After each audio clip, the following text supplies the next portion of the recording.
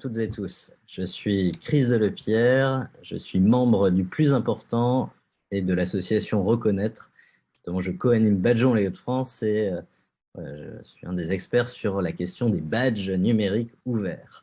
Alors, les badges numériques, c'est une technologie qui s'impose comme l'outil phare de la reconnaissance des compétences de la prochaine décennie. Et c'est pourquoi nous proposons d'accélérer leur déploiement à échelle nationale afin de favoriser la reconnaissance des compétences de chacun. Alors pourquoi cette proposition? Parce qu'elle permet de lever la contradiction, notamment entre la nécessité d'évoluer vers un apprentissage tout au long de la vie pour tous les actifs et le fait que la reconnaissance de ces apprentissages est aujourd'hui quasi exclusivement, en tout cas, fondée sur les diplômes, c'est-à-dire sur la formation initiale. Pour que l'apprentissage ne se limite pas qu'à cette formation initiale, mais intervienne véritablement tout au long de la vie, il faut qu'il soit reconnu et valorisé, lui aussi, tout au long de la vie. C'est peut-être là l'enjeu principal des badges numériques. Pour évoluer vers une société dite apprenante, nous devons promouvoir une société de la reconnaissance et les badges ont un rôle clé à jouer. Mais quand on dit badge, de quoi parle-t-on exactement? Alors, un badge numérique, c'est avant tout un dispositif numérique présenté sous la forme d'une icône, d'une image, dans lequel on va encapsuler des informations. C'est une représentation visuelle de l'acquisition d'une connaissance, d'une compétence, d'un savoir-faire, d'un savoir-être, d'une expérience, d'une participation à tel ou tel événement, un soutien, un engagement. En tout cas, tout type de reconnaissance peuvent être collectés dans le cadre du parcours professionnel ou dans le cadre d'engagement associatif d'une personne. Et ces badges permettent justement de reconnaître par celles et ceux qui puissent se reconnaître. Ça peut être un père, ça peut être un employeur, un collègue, un partenaire, quelqu'un qui finalement interagit avec la personne en situation professionnelle et qui permet de renseigner les badges au fil de ses expériences. Alors, ça présente de très nombreux avantages, ces open badges. C'est facile d'utilisation, intuitif, dynamique. C'est aussi portable sur toutes les plateformes. On parle d'interopérabilité.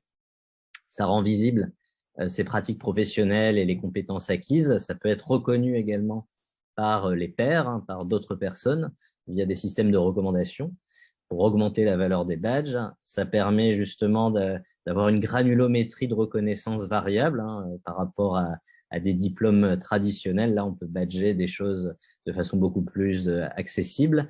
Et puis, à l'heure où les compétences évoluent de plus en plus vite, les badges peuvent offrir une cartographie dynamique et en temps réel des compétences qui permet d'éviter l'obsolescence de ces référentiels de compétences. Ça peut aussi servir à la fois aux travailleurs et aux entreprises comme un outil de motivation, mais également d'attestation pour une activité accomplie ou une compétence acquise. L'expérience, en tout cas, nous montre que quand on donne des badges aux personnes pour reconnaître leurs compétences, ils ont plus envie de se former. Dans un pays où moins d'un actif sur 6 bénéficie d'une formation chaque année, cela peut vraiment être décisif. Et réciproquement, les badges permettent de valoriser la formation en situation de travail au service d'une reconnaissance en situation de travail. On parle aussi de RAE, de reconnaissance des acquis de l'expérience, plutôt que d'une VAE, d'une validation des acquis de l'expérience. En France, en tout cas, la France, c'est aujourd'hui un pays leader sur les badges numériques, mais pourtant, le déploiement de ces badges reste très local, très localisé ou très limité, et on est encore loin en tout cas d'avoir exploré tous les usages, notamment au sein des entreprises. Donc un changement d'échelle est vraiment possible et voire nécessaire pour capter pleinement leur utilité sociale. Alors, que faire concrètement? Pour déployer et accélérer ce déploiement à l'échelle nationale, tout d'abord, il nous semble indispensable de mettre toutes les parties prenantes, que ce soit les entreprises, les branches professionnelles, les partenaires sociaux, les acteurs publics, les opérateurs d'Open Badge, autour de la table pour co-construire ensemble un plan d'action. L'éparpillement des initiatives sans coordination est aujourd'hui un des principaux freins à leur déploiement. Et d'ores et déjà, parmi les éléments clés de ce plan d'action, nous proposons à la fois de lancer des expérimentations centrées sur des cas d'usage à plus forte valeur ajoutée pour les travailleurs et les entreprises, avec la perspective de faire passer ensuite les expérimentations les plus réussies à échelle nationale, de lancer un référentiel de compétences en open source qu'on appelle Wiki-compétences ou Wiki-skills, coélaboré et mis à jour en permanence par l'ensemble des acteurs, d'inciter les entreprises à développer les usages des badges numériques et lancer un label public Badgeons les compétences pour valoriser les entreprises qui valorisent et qui délivrent des badges, de mandater les OPCO pour accompagner la création des badges numériques en entreprise, de rendre la délivrance des badges liés aux formations suivies progressivement obligatoire d'ici 3 à 5 ans, au moins pour celles qui sont financées par de l'argent public. Et puis enfin, permettre la prise en charge par le CPF des démarches d'accompagnement à l'adoption de badges numériques et à la validation de blocs de compétences grâce à ces badges. Alors, quels impacts nous pouvons attendre de ces initiatives?